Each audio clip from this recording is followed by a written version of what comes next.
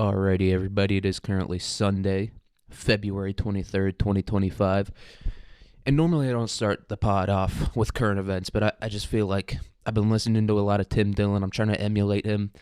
I might have to start sucking some dick here and there, gain a few 100 pounds, then I'll be there. I'll be in his echelon. I know it can happen. And I can make that happen in a year, by the way. I can completely gaining a few 100 pounds is nothing to me. I could do that in a year. Same with sucking dick. I wouldn't love it, but I could learn to tolerate it within a year. You know what I mean? What's that called? Hedonic adaptation. Whether things get really good or really bad, you can just they return to the middle, even if the situation doesn't get any better or worse. It's that type of thing. So I could, within the year, do that. But I am going to be Tim Dillon today because I am talking some current events. You doing too much, Donald Trump. You doing too much, bro. Why is you doing all this? It is funny that everyone is like, Donald Trump, he's gonna come in and he's gonna save America. He's gonna turn America right back. He's gonna care about us, care about the people, care about the veterans who serve this country. And he just immediately fired 3,000 veterans, like a small town's worth of veterans got fired immediately. He just came in and he was having none of it. Who'd have thunk the billionaire god emperor of the most powerful country on earth, who's surrounded by other billionaire oligarchs, wouldn't really know what's going on? And it does make me thankful that Sleepy Joe was as sleepy as he was, because if he was actually in there, everything happened because of Sleepy Joe's negligence, and really not all that much happened. I mean, eggs and a few things got more expensive, but it was going downhill from there already. But if Sleepy Joe was if he was fully awake, not fully awake, not peak Sleepy Joe cognizant, because then we'd be back in the 1950s in some good ways and some bad ways if Sleepy Joe was still in his prime. But just above where he is now, just above a corpse, we should be thanking God he wasn't, dude, because we'd be in Mad Max. We still kind of are in Mad Max. You know what I mean? People are battling it out in the deserts. I'm talking about the border. But yeah, we should be thankful Sleepy Joe's not in office, but Trump, dude. Trump just got in and fired all the veterans. That's so funny. That's so funny that this whole conservative thing is oh, we love the army, love the people who serve this country, love the veterans. And Trump was like, I don't. I can think of one conservative who doesn't love the veterans. Sorry. But no, it is very funny. It is very funny that he got in there and did that to the one group of people left in America that have any selflessness left in them. Not all veterans, obviously, but if there's any group that has any selfless people in there, it's the veterans. America right now, we're killing each other over flat screens. Not even flat screens anymore. A dozen eggs people are getting their brains blown out for. Just bleeding out into Walmart floor. You're so fat, people can't tell where you're bleeding from. That's what America is right now. But yeah, the veterans and they kill people too, but they mostly kill themselves. So it's not that big of a deal, you know what I mean? You're just taking yourself out of the game.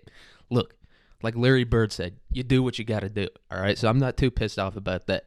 They also do sometimes kill their cheating bitch of a wife, which is, look, don't kill your wife no matter what, but you know what I mean? If anyone should, it's the dudes whose lives are a waking nightmare, and this woman just betrayed them because she was bored. If anyone deserves a nice free one, it's them. And they're just so tempting to kill. Why are women so tempting to kill? They're just standing there like meerkats and gazelles all the time, just looking around, their eyes darting back and forth. They're waiting. They know some fucking guy who thinks he's still in Afghanistan and Iraq or whatever is going to come up with a fucking brick. And it's just going to be lights out from there. That's what life is like for women in America right now. Life for men, they're all doing podcasts or losing all their money on sports betting. Those are the only two options if you're a man. Or you're killing a woman with a brick. I'll tell you who didn't have bricks, though. The Aboriginal Australians. God damn, I'm getting so good. I'm the new Rogan. I'm sorry. I know I said it. It's been a few weeks since I've said it, but I am him. And so that is the theme of today's episode. And the reason I decided to do that for today's episode is because my first episode was about Australian Aboriginal spirituality, which is like, it's pretty sick. I wouldn't recommend listening to that episode because it's my first episode ever, and so therefore it's even worse than this one. There's like a bunch of great videos on YouTube about it. God, I just turned it. There's a bunch of great videos on YouTube about it. Speaking of it, what's he doing? I thought we were going to be chugging milk all the time. Instead, we're just drinking regular milk still. Get on it. There's no raw milk in the cafeteria, whatever. But, yeah. There's a bunch of like great videos on YouTube about Australian Aboriginal spirituality that can like explain it better than me. And I am going to try to explain it in this episode a little bit, even though I kind of already explained it and I still don't understand it. That's the thing about it. It's like, it's one of those things that you've got to have like a lifetime of experience and context within that culture to understand it. Maybe not a lifetime, but like definitely more than like just reading a Wikipedia article. But this one's more about like the culture. A little bit about the spirituality, because that is a gigantic part of their culture, especially pre-colonization. Like, I think they said in some video or like something I read, it said they spent like a quarter of their day engaging in spiritual practices. Like, it's just significantly more than any general group of people on earth. Like, obviously monks and nuns and priests and all that shit are engaging in their spiritual practices all the time. One of those is molesting kids, but they're engaging in it. They're doing it all the time. I mean, obviously. But like, as far as like a general group of people who aren't religious leaders or people whose jobs are religiosity, they did it more than anyone else. But that's not the focus of today's episode. Today's episode is about the culture. A little bit. It's mostly about the history. But the first ancestors of Aboriginal Australians left Africa about 75,000 years ago, and the first people arrived in Australia about 75,000 years ago. It's kind of hard to tell because Australia used to be a supercontinent called Sahul, and Sahul was like, if you know Papua New Guinea, which is the island just above like the kind of that sharp tip of Australia, it's that island plus Tasmania, and like obviously the land in between, it was all connected, and it was called Sahul. And so the coastline was expanded a little bit, and like the environment was completely different.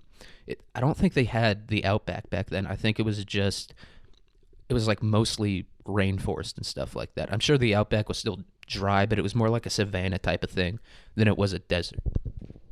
So they arrived there about 65-ish thousand years ago. Some people say 50,000, but it's really impossible to tell because a lot of the archaeological sites that like have evidence of them being there are probably underwater by now because they probably arrived on the coast first. They probably just didn't fucking fly straight into the mainland. Just a guess. I don't know. I could be wrong.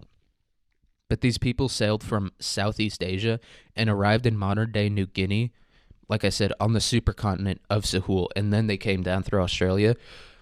This journey is believed to have been some of the first sea voyages ever. And these people, they were probably in the shittiest boats imaginable.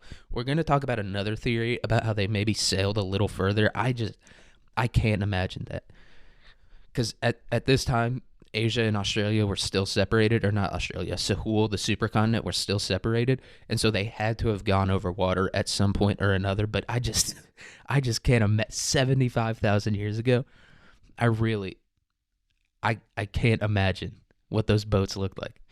They might not have even been boats. They might have just been riding on like fucking logs, like how people ride on those banana boats. You know what I mean? Just a leg on either side, just drifting aimlessly in the ocean.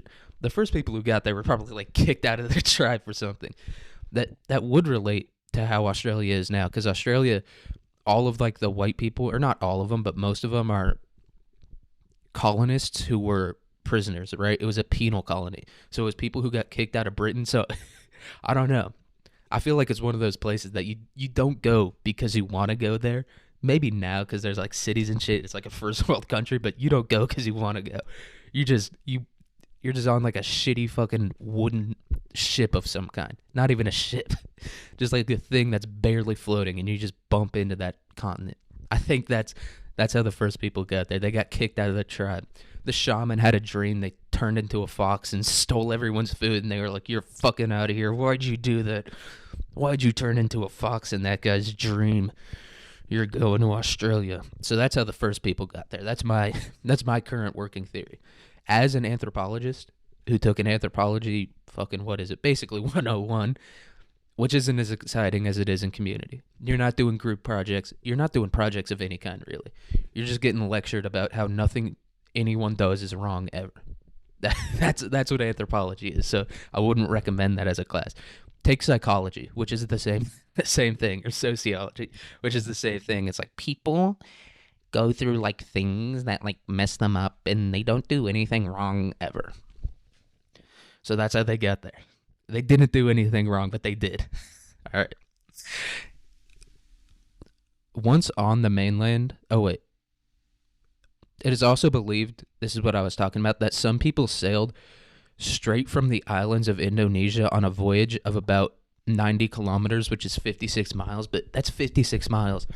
Maybe the sea was like really shallow at the time, so they got like flat bottom boats or whatever. That's a tough one.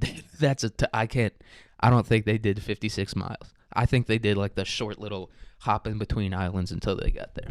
I don't know. I could be wrong. But when I was reading the article, it was so weird. I don't know. This is what it said. It said at the time of colonization, there was too many people there for there to have been a single wave of migration, but it's like, that doesn't make any sense. You know what else doesn't make any sense that I was also thinking about? So when the government prints new money, who gets, because I looked it up and it was like it goes to the Federal Reserve and then it goes to the banks, right? Like the banks exchange their money to the Federal Reserve in order to get new money from the Federal Reserve. But that doesn't make any fucking sense, right? Because if inflation is happening, that means more money is in circulation. And so it's obviously not a one-to-one exchange. So who gets the fucking money? I'm so confused. I don't understand it at all. Because it can't be, they were like, oh, it goes to the Federal Reserve and then it goes to the banks. And they like exchange it on like a one-to-one ratio. But that doesn't make any goddamn sense. I don't understand it at all. How does that work? I don't know. We're not going to try to answer that question. Aboriginals didn't worry about money, so we're not going to worry about money. We're getting in the Aboriginal mindset today. So everyone get your gas cans out and start huffing. But once on mainland Australia, from either Sahul or straight to Australia, who knows, it took about 6,000 years for humans to migrate and disperse across the whole continent. And that includes all the way down to Tasmania. So about 6,000 years. It took them 10,000 years to get there in the first place. So I feel like 6,000 years, that's a pretty good, you know what I mean? That was a 4-2-40. You know, for back then to expand across the continent in 6,000 years, I feel like that was fairly quick. It took them 10,000 years to get there. About, maybe more, maybe less, and there's no way they know. About 4,000 to 5,000 years ago, a number of changes across the continent imply a second large wave of migration. It is believed that this wave either came directly through India or from India by way of Indonesia. And once again, I'm guessing through Indonesia because there's no way they sailed all the way from India to Australia 5,000 years ago. It could have been in that boat. If we're going straight from India to Australia on a shitty wooden boat, it probably smelled crazy in there, but that's not the point. So the reason that they believe that this wave came, there was like a lot of changes in stone tools, and the Papua Nuwangan, that was a tough one. I could have said it. I could have very easily said it. But the Papua Nuwangan language group spread across the whole continent and like dominated it. So these guys pulled up and they probably started killing everybody. That's probably how that happened. They were the first colonizers of Australia. And also at this time, dingoes were introduced. And dingoes are like, I don't really know what they are. They're like a distinct group of dogs. Like, they're not the same as any other dogs on Earth. I think they might be descended from a different type of wolf or something. Or like maybe not a wolf at all, but they're somehow not the same as normal dogs, even though they look the exact same. You know what I mean? You can go to any pound and be like, that's a fucking dingo. And they're like, actually, some lesbian will come out of nowhere. Some fake bisexual woman will come out of nowhere and be like, that's not a dingo, technically. That's a pit bull mix. And speaking of pit bulls, I know everyone's wondering, I'm sick and tired the whole pit bull thing. Like, pit bulls aren't inherently violent. They're not more dangerous than any dog. And, like, maybe behaviorally that is true. But if you know anything about pit bulls, they're designed to murder. They're like heads.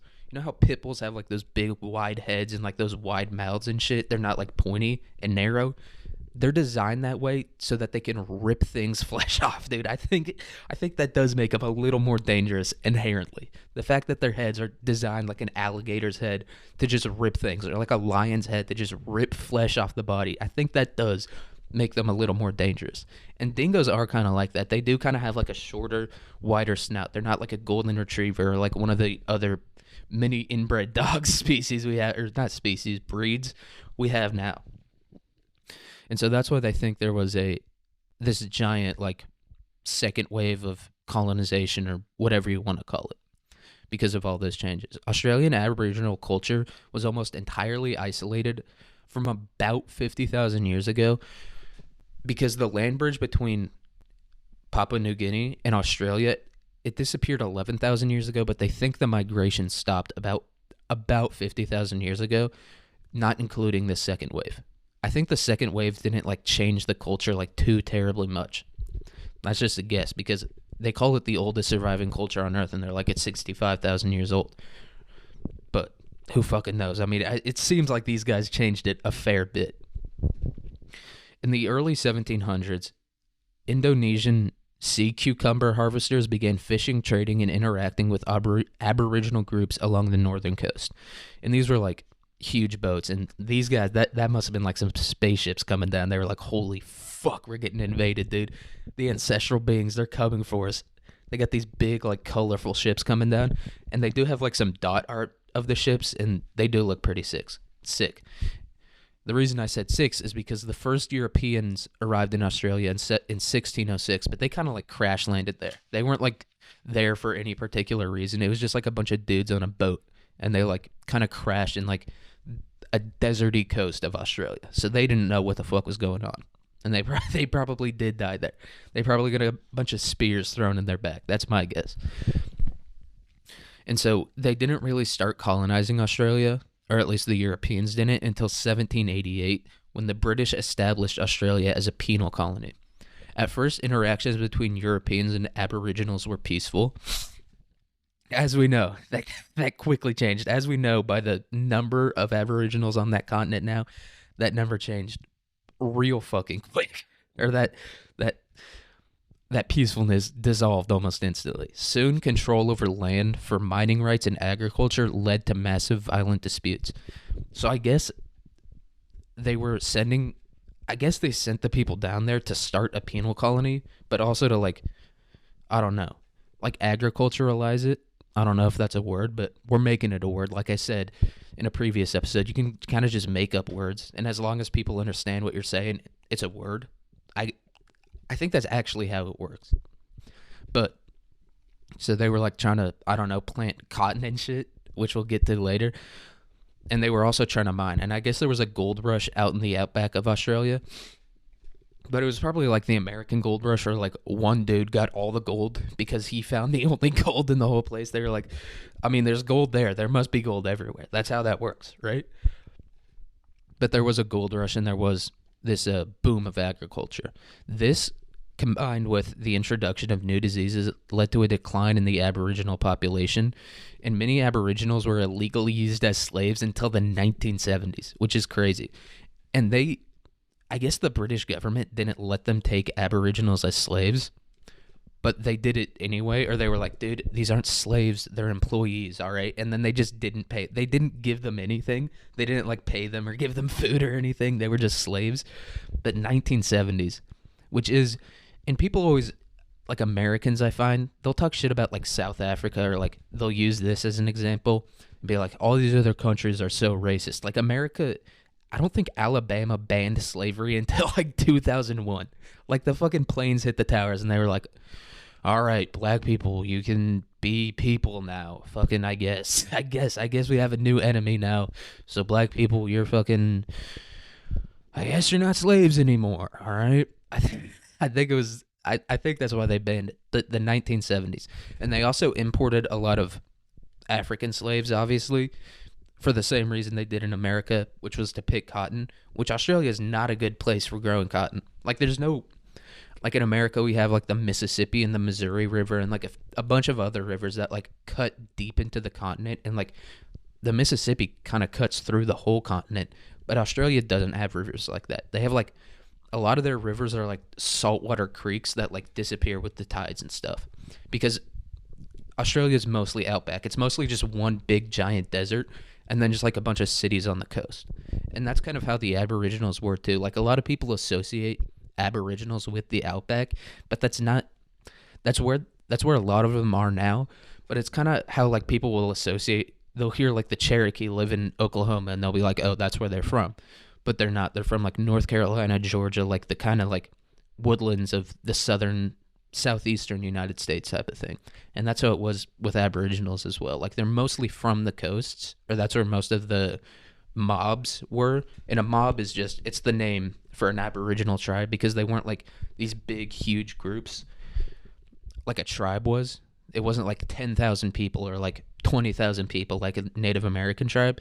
It was like these kind of not really even extended family groups because a lot of the people would like, I don't know, their kinship system is really like unique and weird. Like aunts and uncles are considered parents and like everyone's kind of your cousin type of deal and that's obviously to prevent inbreeding. You know what I mean? And the British, they should have taken a lesson from them when they arrived there. They should have stopped having the queen fuck her brother and pop out a little inbred king, a little Hezbollah looking king. They should have taken some notes from the Aboriginals in that department. But they're not from the outback. Now Aboriginal mobs have a right to access land, and they don't have control over the land or anything, but they do have certain rights that I guess white or like any other group of Australians don't have. And the right to access land, I guess it's like a public land type of thing or whatever that like I guess anyone can go on, but the Aboriginals, the mobs, have specific rights to that land that only they have. And they use the right to access land to engage in traditional ceremonies as well as hunting and fishing practices. And we do the same thing in America where certain tribes are like allowed to like net fish or fish with nets. I don't know. They're allowed to like engage in certain practices that no one else is allowed to do. But I guess this is something that applies to all Aboriginal mobs, whereas in America it applies to like a specific tribe. Like only this tribe is allowed to fish with nets and spears or whatever.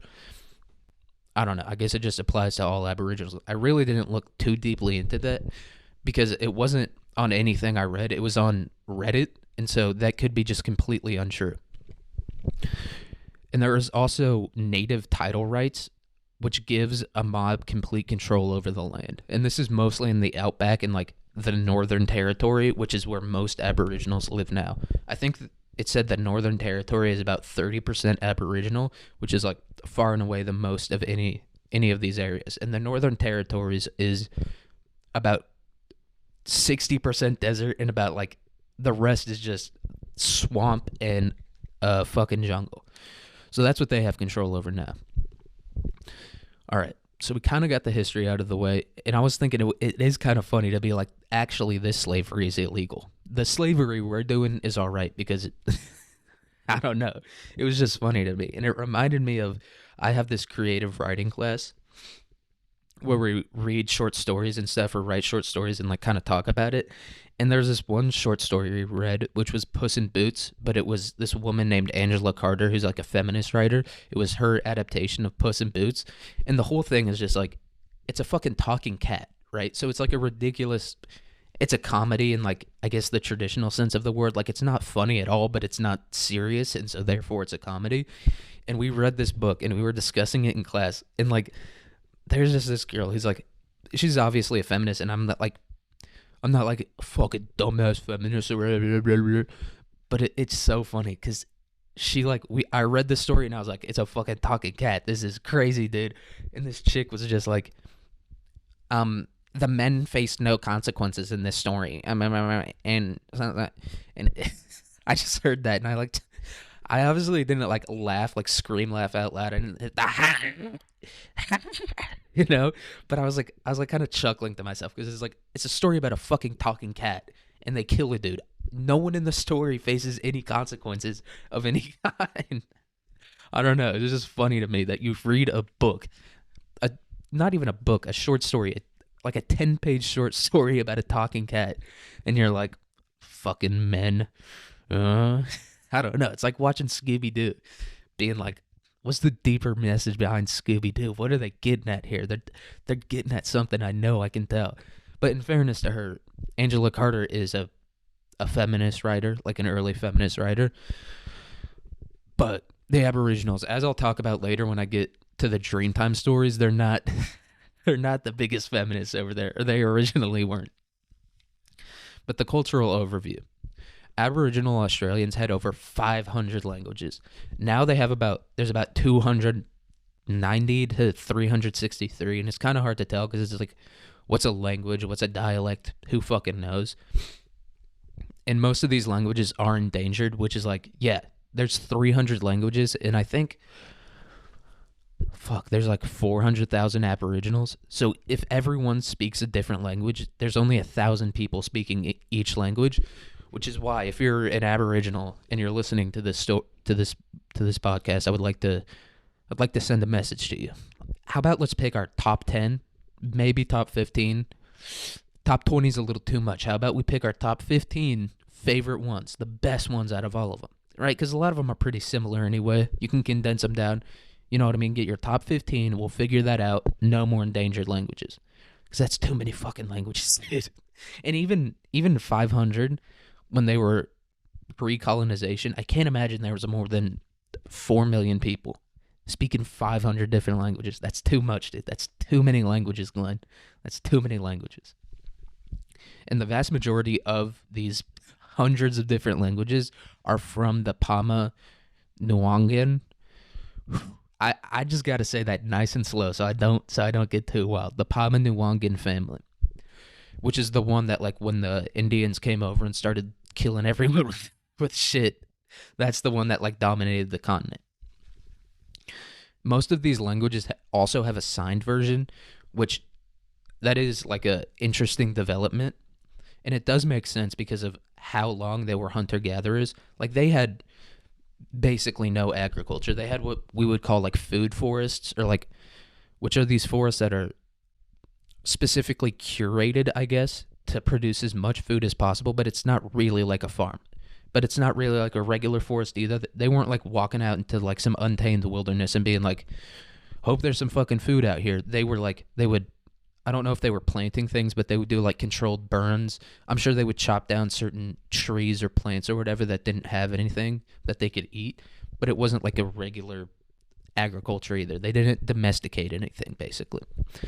And there's no known written versions of any of these languages, as they never underwent an agricultural revolution, which those two things aren't like 100% hand in hand, because a lot of people, like the Native Americans, obviously had an agricultural revolution. Most tribes planted something in one form or another. It was mostly corn that they planted, and a lot of them didn't have a written language. So they're obviously not hand in hand, but an agricultural revolution is a big part of having a written language somehow. I don't fucking know. It could be complete bullshit. They could be, I don't know, they could just be making shit up.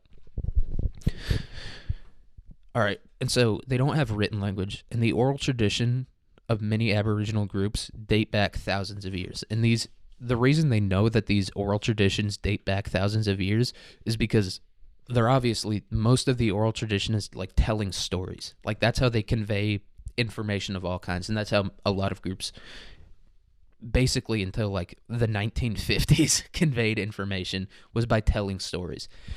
And so that's how they know, because they go in they find like these stone paintings, or like these paintings or art of some kind that survived, and they're like, oh, this painting is saying the exact same thing that this story is saying. And so that's how they're able to link the two things and say that this story is 6,000 years old, or whatever.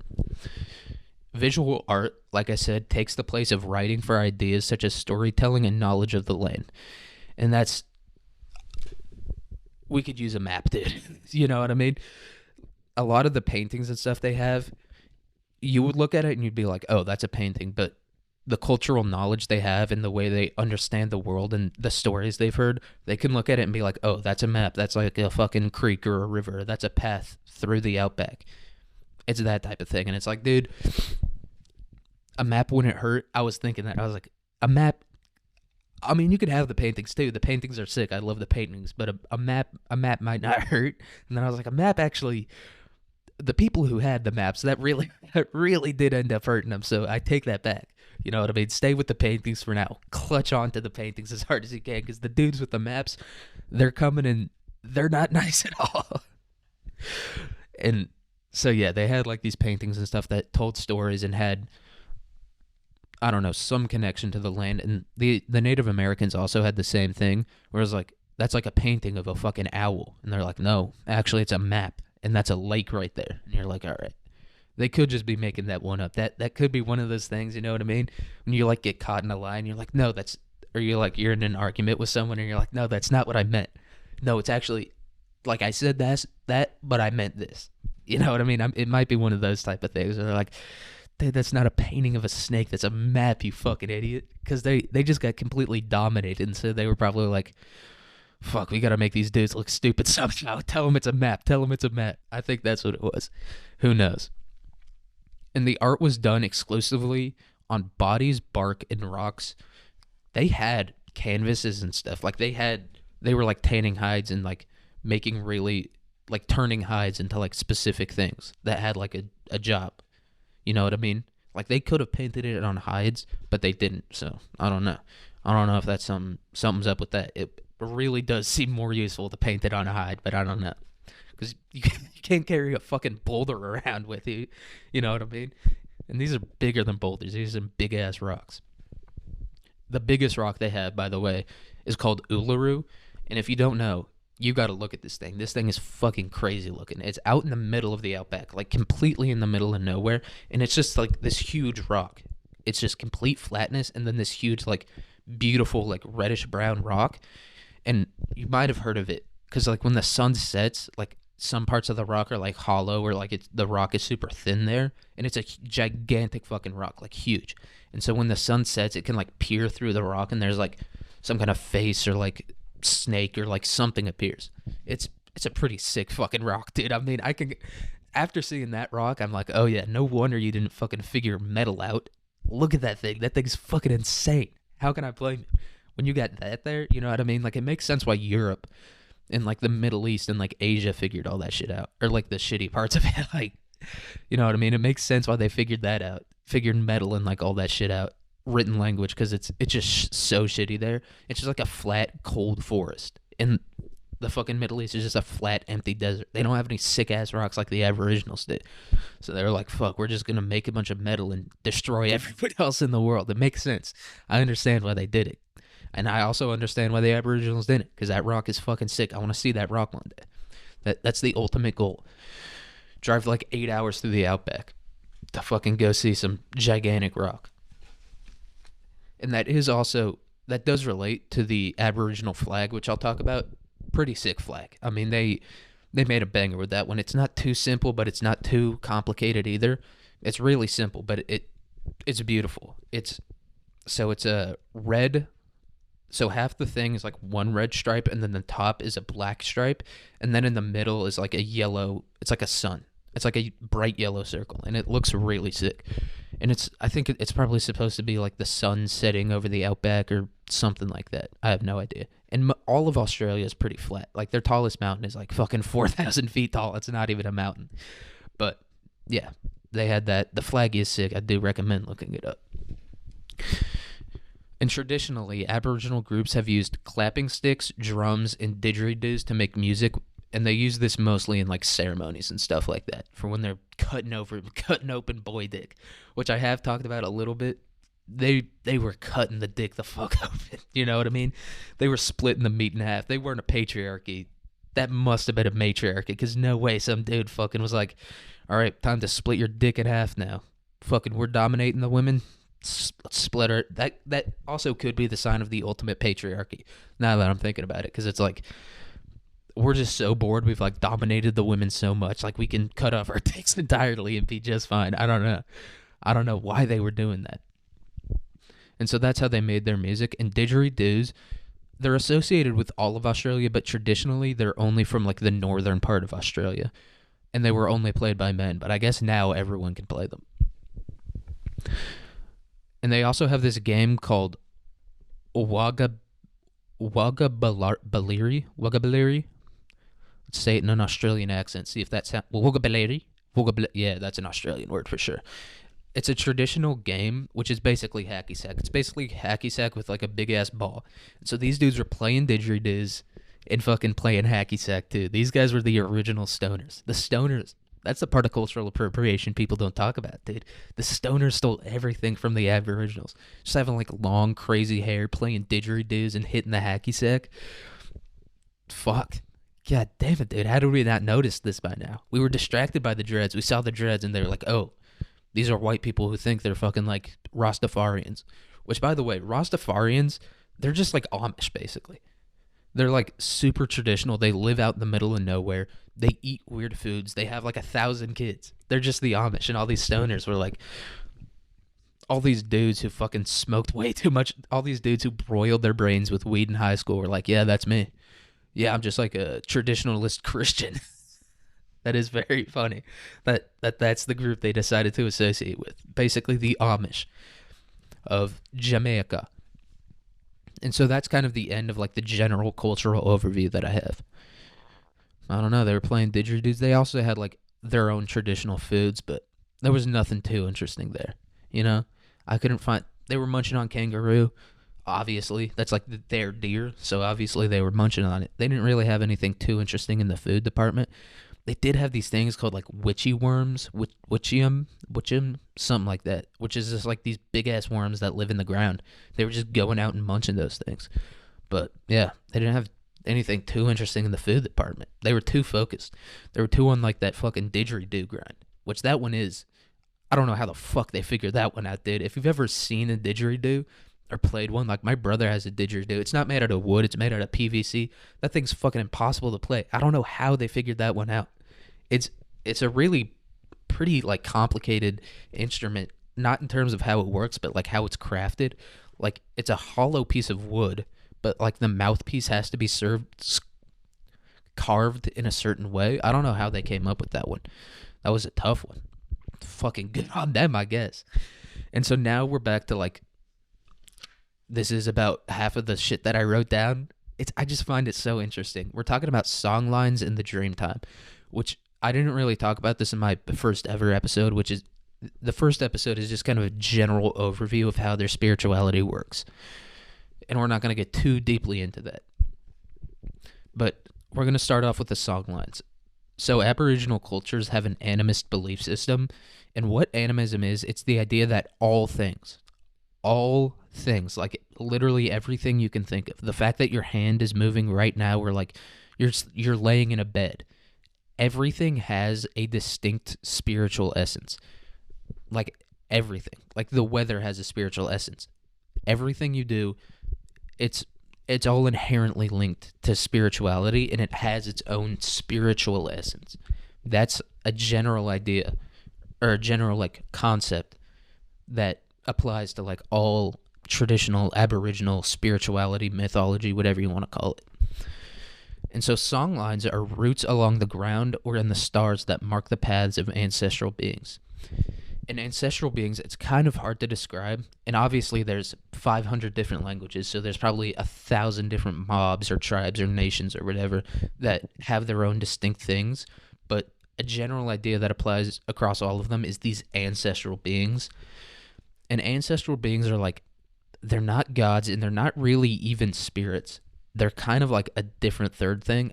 Gods or spirits is like the best way I can put it, because it wasn't like one thing or like a collection of things that made the earth. Like the earth kind of already existed, but the spiritual beings like came down and like created people and stuff. And I don't know, it's something like that. They didn't create the earth, but they created the earth as we know it. Maybe that's the best way to put it. It is kind of complicated. There's a few videos about it, but I don't know. People aren't going too deep into this. I feel like this is kind of like an esoteric thing that I've kind of latched onto. And like the only way to like actually understand it is to read like anthropology papers from like short-haired lesbians and dudes who wear like round glasses. I think that's the only way to like get any meaningful information about it. All right, so ancestral beings. So the song lines are these paths of the ancestral beings, and it's kind of complicated. Whatever. These song lines are deeply connected to practices and features of the land. Some songs describe features or water sources on a path, whereas others are used to mark places or times where food can be harvested. But it's related to the story. So let's say we're walking down a path and there's like a water hole on the right. That's not just a water hole, it's also like it's a place where an ancestral being was or created or something like that. Like it's linked to it. And so basically, in summation, songlines are a connection between cultural knowledge of the land and cultural beliefs of ancestral beings, if that makes sense. So it's not just like a fun story to tell, or like not even fun, like a meaningful story to tell about the creation of the earth. It's also how to survive where you live, or like how to interact in the place where you live type of thing, which that's what most religions are, but this is like a kind of distinct thing they have within their spirituality. So we talked about song lines. Now we're going to talk about dream times, or the dreaming, whatever you want to call it. And that's like an outside thing that they call it. The Aboriginals don't, it's not like they came up with the idea that like, oh, this is a dream, or like this is a dream time. Dreaming is a part of the traditional mythology that connects to the worldview. It's weird, all right? The idea of dreaming or dream time is that ancestral beings and us, anything with a spirit, so literally everything, existed. That's like the only way I could put it. Everything is always and never happening, and also never existed. It's fucking weird like that. You know what I mean? It's like when you listen to people talk about black holes or like some crazy interstellar shit like that, they talk about it the same way that people talk about, like the Aboriginals talked about their spirituality. It was like the ancestral beings, they lived, it's always happening, basically.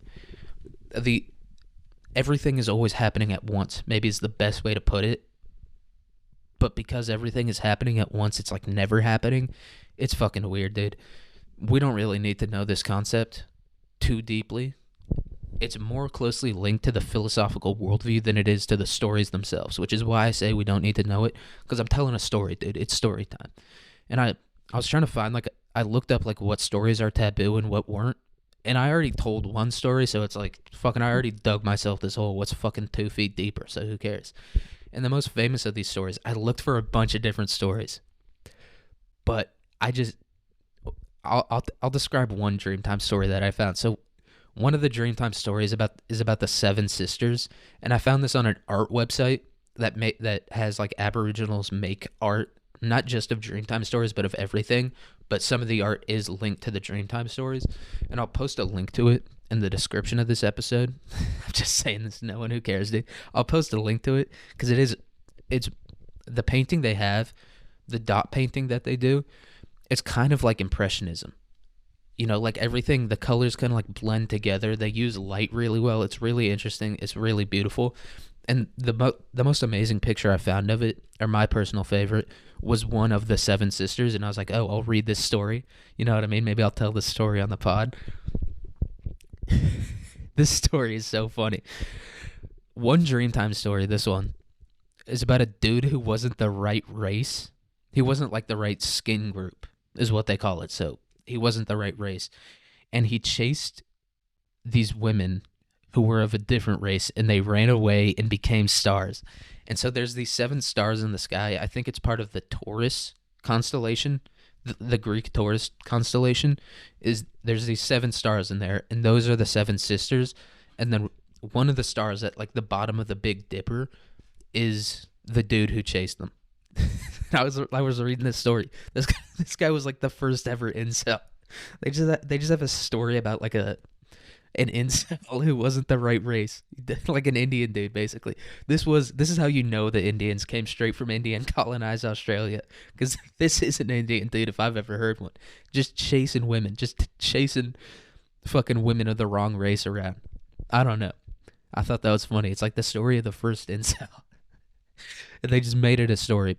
But the seven sisters are these stars, and they always come up from the same place on the horizon, and then the dude follows them, I guess. I don't know. And that's how a lot of these stories are. So I tried to get like a more obscure story, like a more obscure Dreamtime story, and I couldn't find one. So most of the stories are fucking crazy. They either like aren't tellable unless you have like a context to understand them in, like they have. You can't understand the stories, or they're like too taboo to tell. I don't fucking know. Or they're just cartoonish Looney Tunes event like the one I just described. Like it's just so fucking crazy. And if you've listened to the Monotremes episode, I told the story of Piggy Billa, which is, this is another, I guess it's a Dreamtime story about this dude who lived in this camp. He was like this lone hunter who lived in this camp. And he was the best hunter ever or some shit. But then eventually he became so old and shit he couldn't move around. And the tribe, he like went off to live in this camp, and the tribe was like, all right, we'll just like bring him food and stuff to live. And he was having none of that. He was like, no, I don't want any of your food. And so what he did was he lured young boys into his camp, and he would eat them, right? And so he would lure these young boys into the camp and eat them. And the tribe found out about this, and they pulled up on him, snapped his arms and legs in half, and threw a bunch of spears in his back. And then he turned into an echidna. And that's how echidnas came to be. So the only coherent story I could find that wasn't completely outlandish like that one was the story of the rainbow serpent. And I say outlandish to like people who grew up in like a Christian denomination or like an Abrahamic denomination of some kind. I'm sure if you're like Hindu or something, you hear that story and you're like, fucking makes perfect sense to me. Don't know what you're talking about there. But if anyone's listening to this, I'm guessing it's not a Hindu. I'm guessing it's not. Maybe they have like one Hindu who listens to this and is like, what's he saying? Is there anything we can fucking fuck him up for? What's he said? There might be one Hindu listening to this, just working for Spotify for 2 cents an hour, making sure I don't say too many things about Israel. But yeah, I don't know. So I chose one that like fits more, that makes more sense in like the Christian type of faith. So this is the story of the rainbow serpent, and this is like far and away the most famous Aboriginal Dreamtime story. Because it's like, I guess it's so similar to like a Christian story of some kind. So the rainbow serpent is a being/story that exists in many groups, and its story varies widely. Because like I said, there's a fucking million different tribes. I don't know, there weren't that many people. I don't know how there were so many different tribes, but there were. And this is a story that exists in a lot of them, and it varies widely from like, there's one that has like, it's a flying snake. There's another one where it's like a bunch of snakes together. I don't know. But it does make sense for Australia. This is probably why it's the most famous also, because everyone associates Australia with snakes already. But this is the story of the rainbow serpent. At once the earth was flat, featureless, and waterless. Like I said, ancestral beings didn't create the earth, but they kind of in some ways created it as we know it. Then the rainbow serpent emerged, holding the power to shape the land. And a lot of ancestral beings did this. They'd make water here, and they'd make like a forest here, and because they always exist, they also control the weather and stuff like that. The rainbow serpent emerged from underground and awoke all the other animals. So he's kind of like a god type of thing. The serpent slithered all over the land, bringing water holes and water and just creating the features of the land. That was like his thing. And he would like create a water hole, and then I guess the water came from him. So we're drinking snake piss all the time. Is it the lesson to take away from this? Eventually, the serpent got tired and went to rest in one of these water holes, where it remains to this day.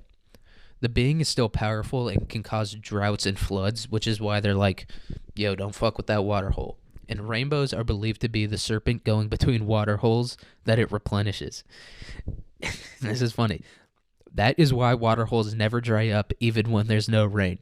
But for there to be a rainbow, there has to be rain. I thought that was so funny. They're like, it's the fucking rainbow doing it. It's the one bringing water here. And it's just, the rainbow's made out of rain. They obviously didn't call it a rainbow, because if they did, they would have known that it was made out of rain.